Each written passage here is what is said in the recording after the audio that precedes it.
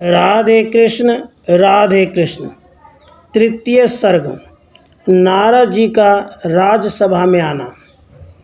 इस प्रकार उनके वर्तमान होने में कमल लोचनी कन्या लक्षणों से शोभित श्रीमती नाम उत्पन्न हुई। उसी समय नारद जी उसके घर आए और पर्वत ऋषि भी आए।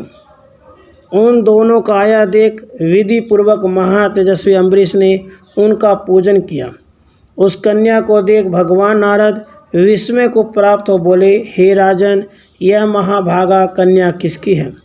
यह सर्व लक्षण लक्षित है।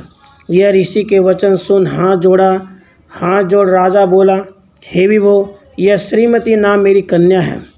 अब यह प्रदान समय को प्राप्त हुई वर की खोज में है। यह कहने पर नारद जी ने उसकी इच्छा की और पर्वत मुनि ने भी उसकी इच्छा की। राजा को अनुज्ञा करके नारद जी बोले, उन धर्मात्मा ने एकांत में बुलाकर यह कन्या मुझे दीजिए। तब पर्वत ने भी एकांत में राजा से कहा।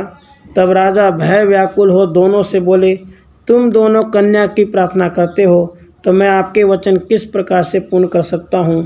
हे नारद, हे पर्वत जी, आप मेरे वचन श्रवण कीजिए। मैं कहता हूँ, तुम दोनों में यह कन्या जिसको वर्ण करे उसी को मैं दे दूँगा, अन्यथा देने की मुझे शक्ति नहीं है। बहुत अच्छा यह कह दोनों ब्राह्मण दूसरे दिन आने को कहकर प्रसन्नता से चले गए। यह दोनों ज्ञानी नित्य वासुदेव परायण थे। तब मुनि श्रेष्ठ नारद जी विष्णु लोक में जाकर नारायण को प्रणाम कर इस प्रकार के वचन बोले और सब वृत्तांत कथन करके बोले, हे नारायण अविनाशी, एकांत में आपसे कुछ कहूँगा, आपको प्रणाम है। तब सर्वात्मा गोविंद हंसकर उन कर्म करने वाले मुनि से बोले, कहिए।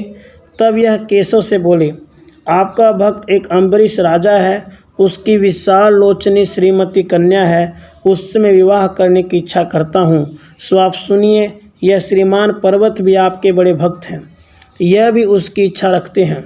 और राजा ने कहा है कि यह कन्या तुम दोनों में जिसको अधिक रूपवान जानकर वर्ण करेगी उसी को मैं दे दूँगा। यह राजा ने कहा है। तब मैं बहुत अच्छा ऐसा कहकर कि प्रातः कल तुम्हारे घर आऊँगा। तो महाराज, अब मैं आपके पास आया हूँ, आप मेरा प्रिय कीजिए। पर्वत का मुख तो वानर के समान हो जाए, ऐसा आप कीजिए जो हमारे प्रिय की इच्छा है तो, और उस रूप को वह श्रीमती कन्या ही देख सके और कोई नहीं। यह सुन मधुसूदन गोविंद हंसकर बोले, जो आपने कहा वह मैं सब करूँगा, आप सुखपूर्वक पधारिए।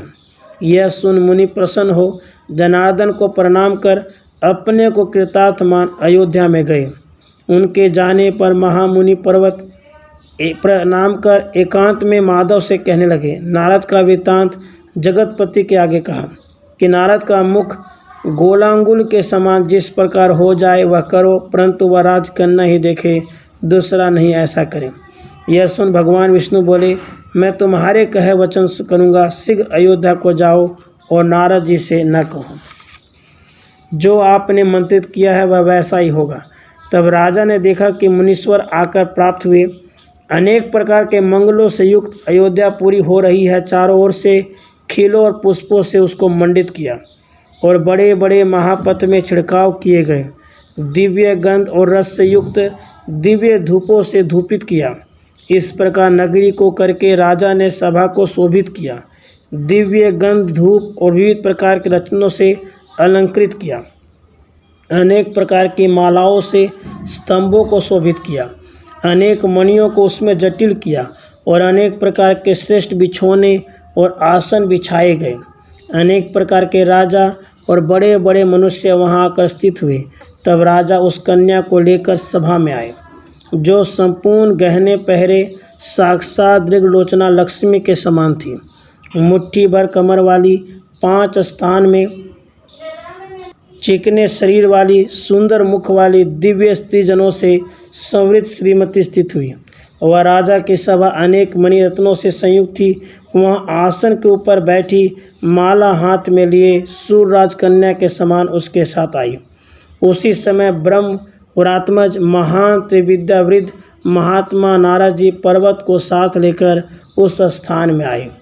राधे कृष्ण।